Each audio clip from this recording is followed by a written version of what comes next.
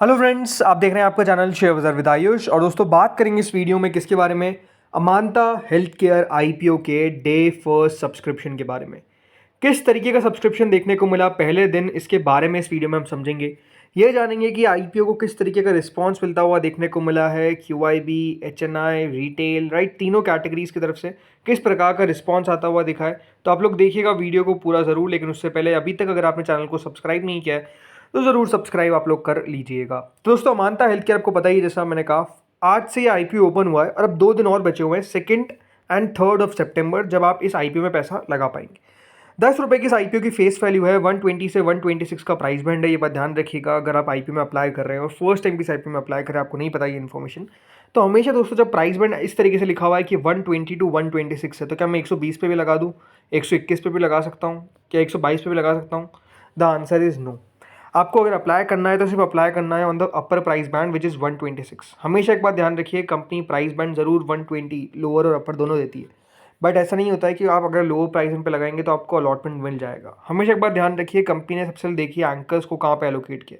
यहाँ पर भी याद रखिएगा एंकर्स को 126 की प्राइस पे एलोकेट किया गया। बहुत कम इंस्टेंस होते हैं जब दोस्तों लोअर प्राइस बैंड पे कंपनी शेयर्स को एलोकेट करती है, तो इसीलिए हमेशा अप्लाई किस पे करना है? 126 पे। मान लेते हैं कि कंपनी ने लोअर प्राइस बैंड पे शेयर्स एलोकेट कर दिए, तो आपको भी लोअर पे मिल जाएंगे। ऐसा नहीं है कि कंपनी आपसे ज़्यादा लेगी और दूसरे शेयर होल्डर से कम लेगी, ऐसा नहीं होने वाला है। तो ये आपको दिमाग में ध्यान रखना है। बाकी 119 शेयर्स का लॉट साइज़ है। ये आईपीओ एक पूरा का पूरा फ्रेश इशू है।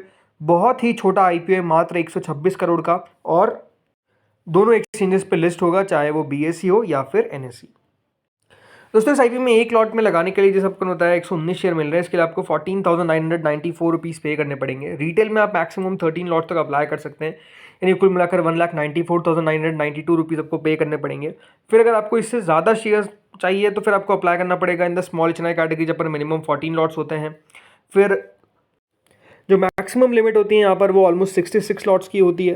देन आते हैं बिग एचएनआई कैटेगरी, जहाँ पर मिनिमम 67 लॉट्स है, जिसके लिए 10,04,000 रुपीज़ आपको पे करने पड़ेंगे। राइट, कितने? 10,04,598। ओके। इसके अलावा शेयर्स एलोकेशन की बात करते हैं तो देखिए 50% ऑफ द इशू जो है वो ऑलरेडी एलोकेट कर दिया गया है टू क्यूआईबीज। अब हमेशा एक बात ध्यान रखिएगा, 50% में से 30% एंकर्स को दिया जाता है और 20% फिर बचे हुए क्यूआईबीज को दिया जाता है, जिसमें एक्स एंकर होते हैं, मतलब एंकर्स को हटा की बात कर रहे हैं।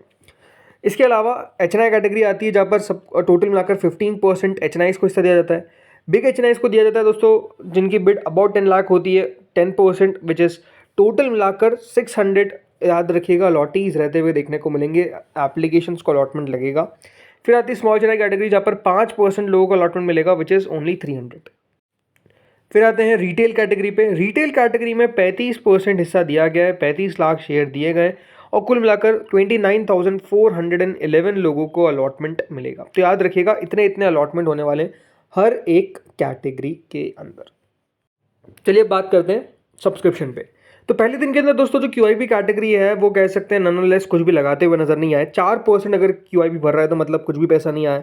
आप देख ही सकते हैं 20 लाख शेयर के सामने 78,000 शेयर्स के लिए अप्लाई किया गया है, which is less than 1 crore. Right, कितना लेस है? 1 करोड़ से भी कम, याद रखिएगा, पैसा जो है वो लगाया गया है आज के दिन। फिर आते हैं एचएनआई कैटेगरी पे, जो 5 गुना से ज़्यादा सब्सक्राइब होती हुई दिखी। 5.82 टाइम्स टोटल मिलाकर एचएनआई पोर्शन सब्सक्राइब हुआ। 15 लाख शेयर के सामने 87 लाख शेयर्स के लिए अप्लाई किया गया, विच इज़ 110 करोड़ रुपीस। अब इसमें जो बिग एचएनआई कैटेगरी है वो 4.24 टाइम्स पहले दिन सब्सक्राइब हो गई। 10 लाख शेयर के सामने 42 लाख शेयर्स के लिए अप्लाई किया गया, which is 53 crore. 53 crore rupees जो है वो टोटल मिलाकर, याद रखिएगा, पहले दिन अप्लाई किया गया, पैसा लगाया गया बिग एचएनआई के द्वारा। देन स्मॉल एचएनआई कैटेगरी लगभग 9 गुना पहले दिन सब्सक्राइब हो गई। 5 लाख शेयर के सामने 45 लाख शेयर्स के लिए अप्लाई किया गया, विच इज़ 56 करोड़ रुपीज़। यानी स्मॉल एनआई की तरफ से आप कह सकते हैं ज़्यादा पैसा आता हुआ दिखा है। मतलब आज जो है वो स्मॉल एनआई जो है वो ज़्यादा पैसा लगाते हुए दिखे हैं in comparison to big NI. Big NI की तरफ से अगर आप देखेंगे कम पैसा हमको आता हुआ दिख गया। लेकिन अब सवाल आपका हो सकता है कि रिटेल ने कितना लगाया। तो रिटेल कैटेगरी तो दोस्तों 6.72 टाइम सब्सक्राइब हुई। 35 लाख शेयर के सामने 2 करोड़ 35 लाख शेयर के लिए अप्लाई कर दिया गया, जो 296 करोड़ होता है। तो टोटल मिलाकर ये आईपीओ 4.62 टाइम्स, याद रखिएगा, with in first day subscribe हो गया। कंपनी को पैसा तो 400 करोड़ ही मिला है। राइट, 400 करोड़ बहुत ज़्यादा तो नहीं होता है, बट ठीक है, 400 करोड़ मिलता हुआ दिखा है, लेकिन वो होता है 4.62 टाइम्स, यानी लगभग 5 गुना। सो अब सवाल यहाँ पर आता है कि आईपीओ को पहले दिन तो अच्छा रिस्पॉन्स मिलता हुआ दिखा है, तो क्या कंपनी भी बढ़िया है? देखिए, सबसे बड़ी बात तो क्या है ना इस आईपीओ को लेकर कि एक स्मॉल आईपीओ है। तो छोटे आईपीओज में प्रॉब्लम क्या रहती है ना कि कभी भी कुछ भी कर सकते हैं, बहुत अच्छी लिस्टिंग भी दे सकते हैं और बहुत अनुमान से ख़राब भी कर सकते हैं। अब अमांता हेल्थ केयर के बारे में थोड़ा पहले हम समझते हैं। देखिए, ये एक गुजरात बेस्ड फार्मा कंपनी है। जो अमांता हेल्थ है वो मैन्युफैक्चर करती है पेरेंटल प्रोडक्ट्स, मतलब स्टरलाइल लिक्विड, राइट। इसके अंदर कंपनी लार्ज वैल्यू और स्मॉल वैल्यू जो करीबन 6 थेरेपेटिक एरियाज आते हैं। इसके अलावा जो इनका जेनेरिक्स अकाउंट है for half the top line, ये इंटरनेशनल ब्रांडेड जेनेरिक्स के साथ है, जिसमें यूके, मिडिल ईस्ट, अफ्रीका, ये ऑलमोस्ट 1/3 के आसपास कंपनी का यहाँ से पैसा बनता है। इसके अलावा अगर मैं बात करता हूँ कंपनी की कैपेसिटी प्लान को लेकर, तो कंपनी ने कहा है कि वो एक ब्राउनफील्ड एक्सपांशन करते हुए नजर आएंगे, राइट। मतलब वही जहाँ पे कंपनी की खुद की कैपेसिटी होगी उसको और कंपनी बढ़ाएगी। तो इसमें अभी अभी बताया जाता है कि ऑलमोस्ट 33 करोड़ यूनिट्स यानी 96% वो यूटिलाइज्ड है, और कंपनी इसको एक्सपांड करेगी। स्टेरीपोर्ट और स्मॉल वैल्यू पेरेंटल कैपेसिटी लाती हुई नजर आएगी, जिससे होगा क्या कि 49% के आसपास का कैपेसिटी एक्सपांशन देखने को मिलेगा, और ये 2 फेजेस में किया जाएगा। और बताया जा रहा है कि FY27 तक जाकर वो पूरा होता हुआ दिखेगा, तो उसमें अभी समय है।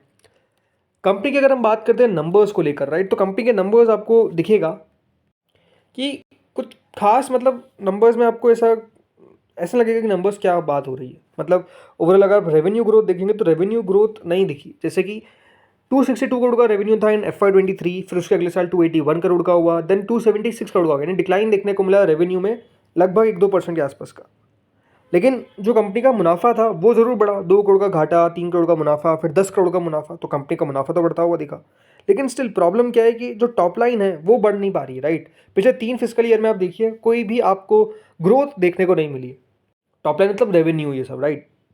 मुनाफा जरूर बढ़ता हुआ देखने को मिल रहा है, ये ठीक है, बट स्टिल अगर आप कंपनी के मार्जिन भी देखेंगे तो वो भी कोई इतने दमदार दिखते नहीं है। नेट मार्जिन भी कंपनी की कुछ खास नहीं है, करीबन 3.8% के आसपास है। इसके अलावा रिटर्न ऑन इक्विटी कंपनी का आप देखिए मात्र 12% पे, बहुत ही कम है, राइट। और ये भी ध्यान रखिए लो ROE है क्योंकि लार्ज कैपेक्स नहीं है।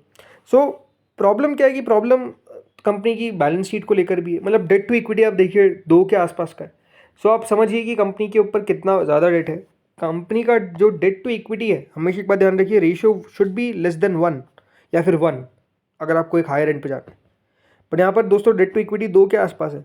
तो कंपनी के ऊपर याद रखिए अभी 195 करोड़ के आसपास की टोटल डेट है, जिसमें कंपनी की खुद की नेटवर्थ कितनी है, मात्र 96 करोड़ रुपीस। तो कंपनी का जो डेट टू इक्विटी है वो भी अपने आप में बहुत बड़ा प्रॉब्लम है, क्योंकि ये बात ध्यान रखिए कि जो पैसा आ रहा है 70 करोड़ रुपए कंपनी कैपेक्स पे खर्च करेगी, जो इनका सिविल और कंस्ट्रक्शन वर्क के लिए पैसा चाहिए। ये पोर्ट के स्टेरी पोर्ट एट हरियाला खेड़ा गुजरात। और दूसरा 30 करोड़ रुपए कंपनी खर्च करेगी, ये भी कैपिटल एक्सपेंडिचर चाहिए जो कंपनी को सिविल कंस्ट्रक्शन वर्क करवाना है। मतलब 100 करोड़ रुपए अगर खर्च होते हुए नजर आ रहे हैं, तो वो खर्च दोस्तों कैपेक्स पे हो रहे हैं, कंपनी का कैपिटल एक्सपेंडिचर कर रही है। बट जो सबसे बड़ा प्रॉब्लम है डेट टू इक्विटी को लेकर, राइट, वो मैनेज नहीं होने वाला है। कंपनी का डेट तो जैसा है वैसा का वैसे रहेगा, और वर्किंग कैपिटल इंटेंसिव बिजनेस है, तो इन्वेंट्री और डेटर टुगेदर अगर आप देखेंगे ऑलमोस्ट कंपनी का 5.5 महीने के सेल्स के आसपास बैठे हुए हैं। सो फाइनेंशियल्स बहुत ज़्यादा वीक है इस कंपनी के, और कंपनी के ऊपर डेट बढ़ता, मतलब कंपनी के ऊपर डेट अगर आप देखेंगे दिखता जा रहा है, और उसके ऊपर कंपनी कुछ खास नहीं कर पा रही, बिकॉज कंपनी को कैपेसिटी एक्सपांशन करना है। इसके अलावा कंपनी का अगर आप वैल्यूएशन भी देखेंगे तो मुझे कंपनी का वैल्यूएशन भी बहुत ज़्यादा अच्छा नहीं लगा। 46 के प्राइस ट्रेंडिंग पे दोस्तों कंपनी अपना IPO लेकर आ रही है, और मान लीजिए कि 50% ग्रोथ भी हो जाती है, तब भी कंपनी का कितना 1 ईयर फॉरवर्ड पी हम मान के चले।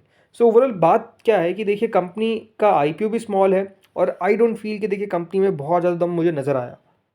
अब आप कहेंगे कि GMP तो अच्छी है 25 रुपये के आसपास, तो GMP एक बात ध्यान रखिए, छोटे IPOs की कभी भी घट सकती है। कोई भरोसा नहीं करना आपको GMP पे कि GMP अच्छी है तो मैं अप्लाई कर देता हूँ, नहीं। कंपनी को समझिए, कंपनी को पढ़िए। अब अगर आप कंपनी में देखेंगे तो इतना कुछ खास बातें है ही नहीं, तो जिसके ऊपर हम बात कर सके तो फिर क्या ही बात कर, राइट। तो प्रॉब्लम तो वही है ना कि कंपनी के फाइनेंशियल्स मजबूत नहीं है, कंपनी के नंबर्स अगर आप नोटिस कर रहे हैं, कंपनी के वैल्यूएशंस आप नोटिस कर रहे हैं, वो सब चीज़ें अच्छी नहीं होने के कारण थोड़ा सा दोस्तों ये IPO मुझे इतना कुछ खास अट्रैक्टिव नहीं लगा। नाउ डिपेंड करेगा कि QIBs क्या करते हैं, स्पेसिफिकली QIBs की तरफ से क्या इस IPO में पैसा लगाया जा रहा है, नहीं लगाया जा रहा है, देखने वाली बात रहेगी। तो लेट्स सी होता क्या है। बाकी इस वीडियो में तो इतना ही था। आप लोग बताइए आप लोगों ने क्या किया है, अप्लाई कर दिया है या फिर आप करेंगे फाइनल डे अप्लाई, बताइए कमेंट सेक्शन में। इस वीडियो में इतना ही था। Thank you friends for watching this video.